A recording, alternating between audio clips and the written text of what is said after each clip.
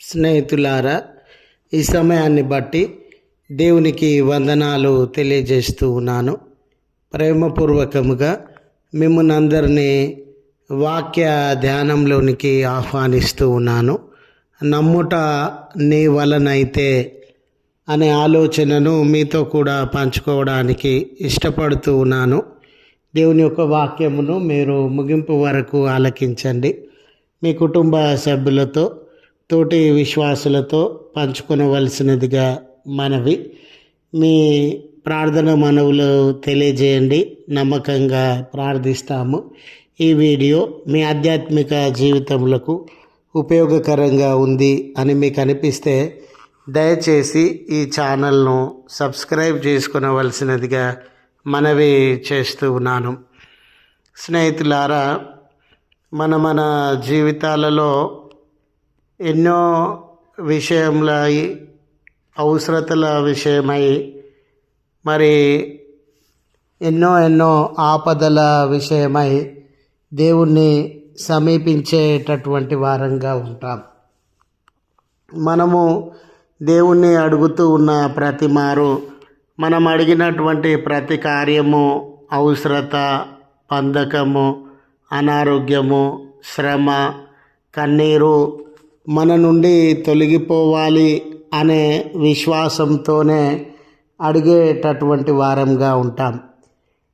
స్నేహితులారా, దేవుడు మన జీవితంలో ఒక గొప్ప కార్యాన్ని, అద్భుతాన్ని జరిగించాలనంటే, మన ప్రార్థనలు విని ఆయన ఈ బంధకాలలో నుండి, శ్రమలలో నుండి మనల్ని తప్పించాలనంటే మనలో ఉండవలసినటువంటి అంశము ఏమిటి?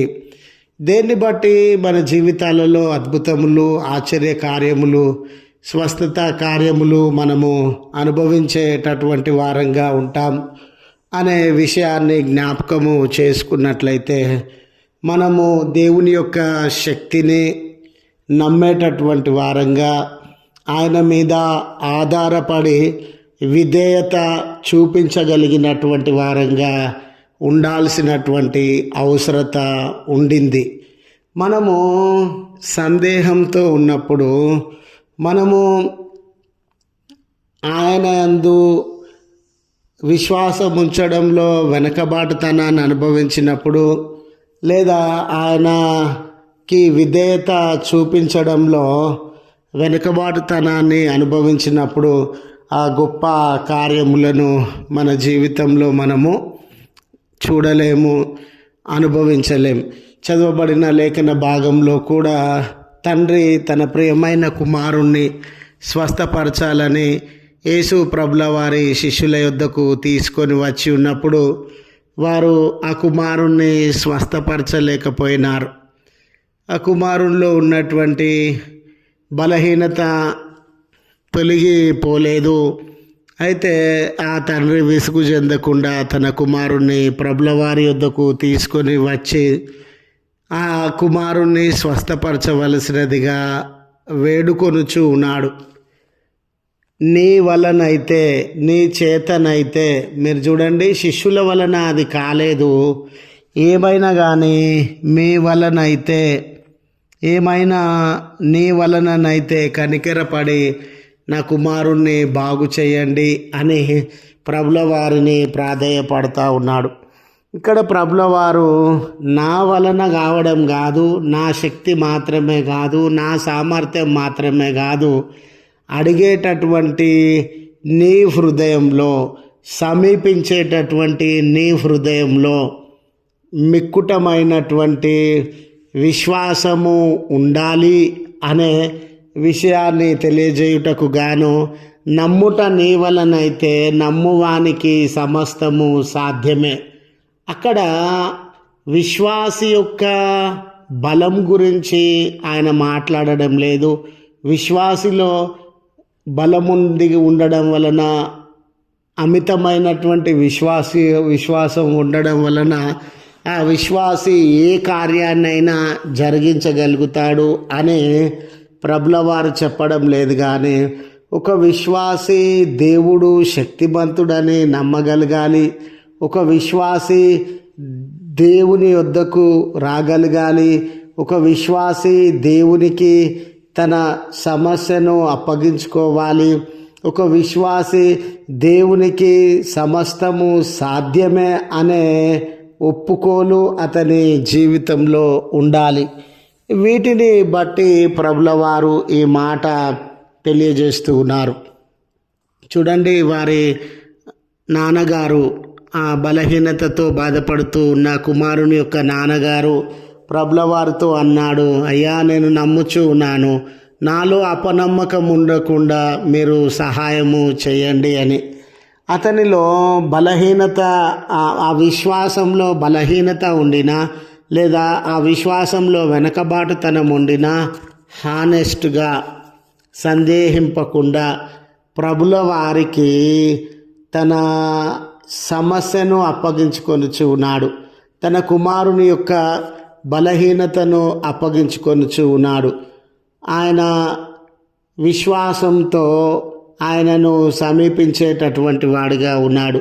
ఆ తండ్రి విశ్వాసంలో మనకి ప్రభు మీద ఆధారపడడం అనేది కనబడతా ఉంది, విధేయత అనేది కనబడతా ఉంది, హానెస్ట్గా రావడం అనేది కనబడతా ఉంది. కనుక ప్రభుల వారు ఆ కుమారుణ్ణి స్వస్థపరిచినటువంటి వాడుగా ఉండినాడు. మన జీవితాలలో కూడా మనం తెలుసుకొనవలసిన సత్యము ఏమిటంటే, విశ్వాసము, సరి అయిన విశ్వాసము లేకుండా విధేయతతో కూడిన, ఆధారపడగలిగిన, ఆయనకు అప్పగించుకొనగలిగిన, మొదటి స్థానాన్ని ఆయనకి ఇవ్వగలిగిన, సిన్సియారిటీతో కూడిన విశ్వాసము లేకుండా మనము ప్రభుల వారితో సహవాసము చేయలేము. గనుక ప్రభువును సమీపించే ముందు, అడిగే ముందు మన విశ్వాస లోపము లేకుండా సరిదిద్దుకొని ఆయనకు అప్పగించుకునేటటువంటి వారంగా ఉండాలని మనవి చేస్తూ ఈ మాటలను ముగిస్తూ ఉన్నాను. ప్రార్థించుదము. కృపగల తండ్రి, ప్రేమగల మా దేవ, మీ పరిశుద్ధ ఉన్నతమైన నామమునకు కృతజ్ఞతలయ. మమ్మను కనికరించే దేవుడవు, మా బలహీనతల యందు సహాయాన్ని అనుగ్రహించగలిగినటువంటి దేవుడవు. నిజమే, అల్పమైన విశ్వాసము మాలో ఉండవచ్చును, లోపములతో వెనుకబాటుతనాన్ని కలిగి ఉన్న విశ్వాసము మాలో ఉండవచ్చును. ఆ విశ్వాసాన్ని అభివృద్ధి చెందించగలిగిన శక్తి మీరు ఇవ్వగలిగినటువంటి దేవుడవయ్యా. మా జీవితాలలో కూడా విశ్వాసము అభివృద్ధి చెందుటకు మీ కృప చూపవలసినదిగా బ్రతిమాలుకొనుచున్నాం.